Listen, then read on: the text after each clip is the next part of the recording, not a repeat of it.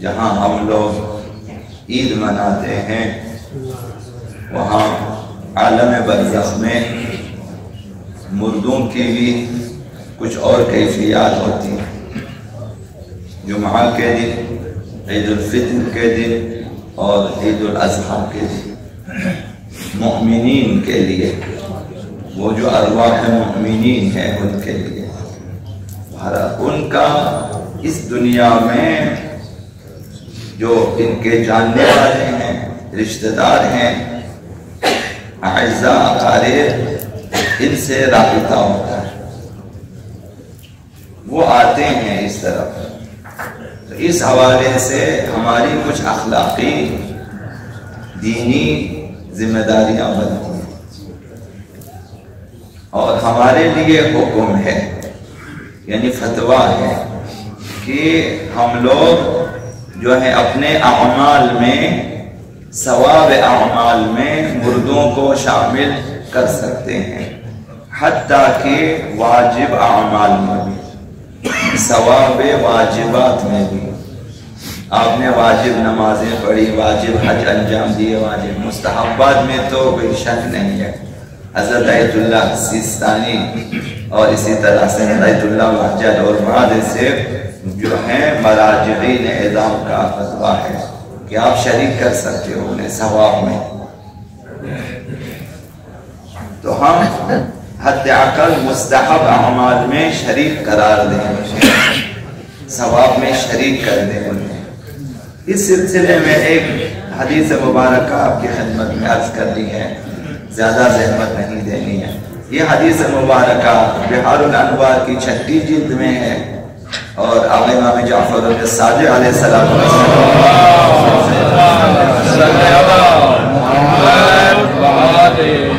اذا کان یوم الجمعہ، جب جمعہ کا دن ہوتا ہے، جیسا کہ آپ کے علم میں ہے کہ جمعہ جو ہے عید قدیر کے بعد سب سے بڑی عید ہے۔ عید الفطر اور عید قربان سے بھی فضیلت میں جمعہ پڑھ کر ہے، یہ دوسری بڑی عید۔ پہلی بڑی عید ہماری عید قدیر ہے، دوسری سب سے بڑی عید جمعہ ہے۔ جمعہ کا دن وَيَوْمَ الْعِيدَيْنِ، اور 2 عیدوں میں، مراد وہی عید الفطر اور عید الاضحیٰ ہے، ان 3 عیدوں میں امر اللہ رضوان خازن الجنان، خداوند متعال نگہبانان جنت کو حکم دیتا ہے کہ ان ینادی فی ارواح المؤمنین، مؤمنین کی جو روحیں ہیں جنت میں، عرصات جنت میں، وہاں بہشت برزخی میں جو لوگ موجود ہیں، انہیں آواز دیں، انہیں بلائیں۔ وَهُمْ فِي عَرَصَاتِ الْجِنَانِ، مؤمنین کی روحیں جو بہشتی میدانوں میں ہیں، عالم برزخ میں، جنات برزخی میں، میدانوں میں مؤمنین بیٹھے ہوتے، ہر ایک کے اپنے اعتقادات و اعمال و اخلاق کے حساب سے انہیں خدا متعال جو ہے برزخی جنتوں میں بٹھا لیتے، ان میں بیٹھے ہوتے ہیں۔ خدا متعال جو ہے نگہبانوں کو حکم دیتا کہ انہیں بلائیں اور ان سے کہیں کہ ان اللہ قد اذن لکم الجمعہ بالزیارت الی اہلکم واحبائکم من اہل الدنیا، خدا نے تمہیں اجازت دی ہے کہ تم دنیا میں جاؤ اور دنیا میں جو تمہارے اہل عیال ہیں، جو تمہارے دوست احباب ہیں، جن کے ساتھ تم رہتے تھے، ملتے تھے، ان کی زیارت کرو، جاؤ ان سے ملیں۔ تو وہ زیارت کے لئے آتے ہیں۔ ثم یأمر اللہ رضوان ان یأتی لکل روح بناقۃ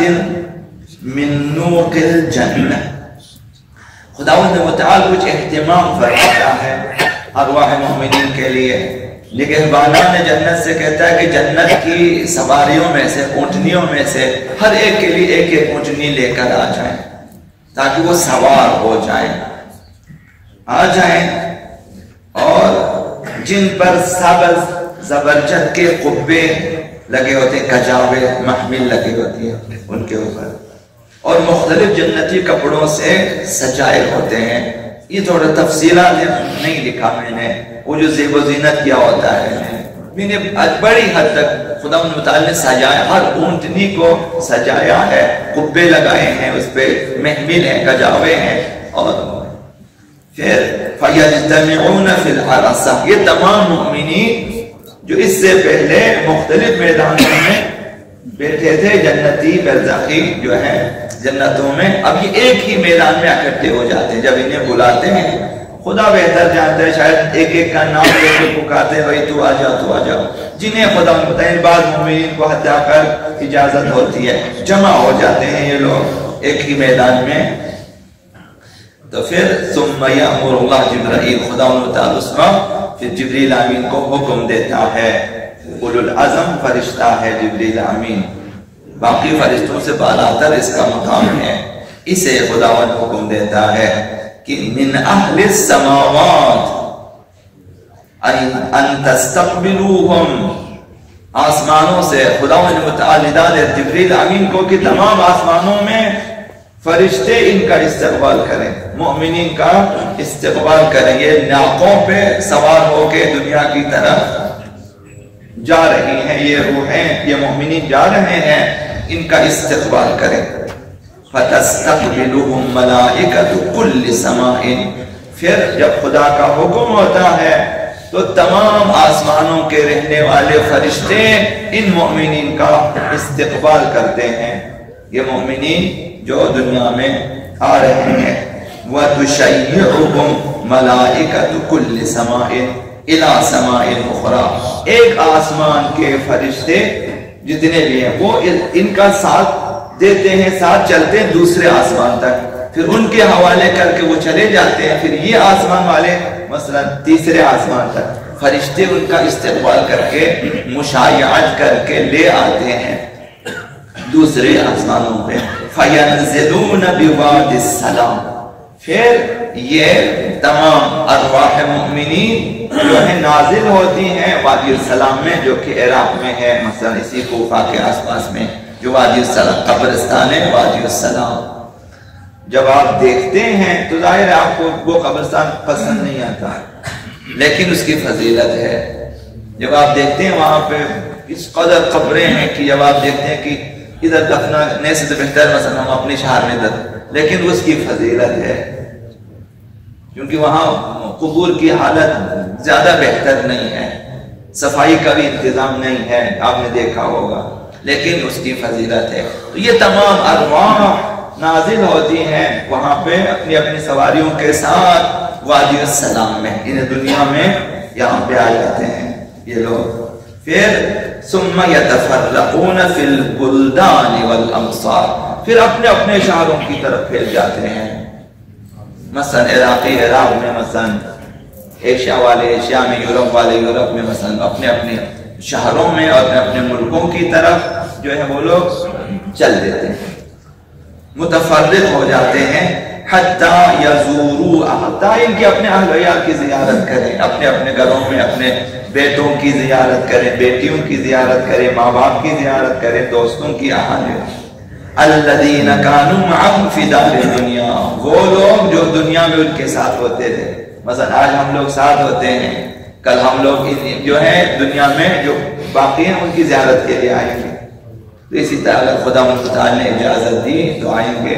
دعا بھی کیا کریں کہ خدا ہمیں بھی اجازت ملے وہاں سے